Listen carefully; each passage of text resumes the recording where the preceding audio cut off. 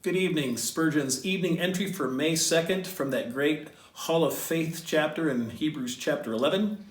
Verse 13, this simple phrase, these all died in faith.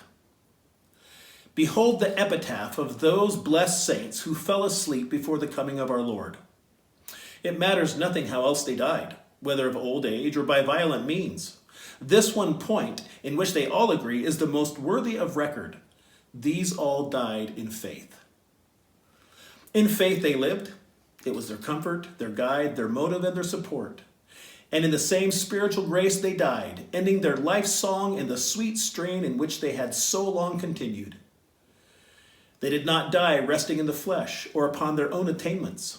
They made no advance from their first way of acceptance with God, but held to the way of faith to the end.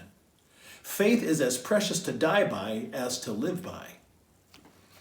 Dying in faith has the distinct reference to the past. They believed the promises which had gone before and were assured that their sins were blotted out through the mercy of God. Dying in faith has to do with the present.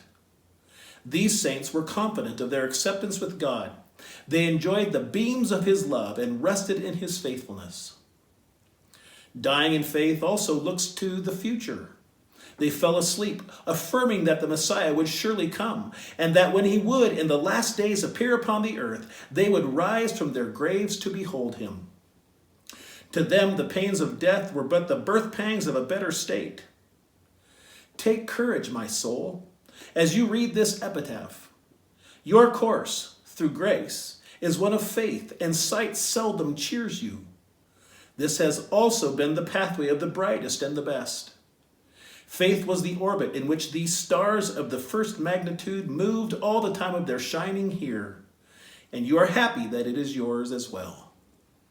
Look anew tonight to Jesus, the author and finisher of your faith, and thank him for giving you like precious faith with souls that are now in glory.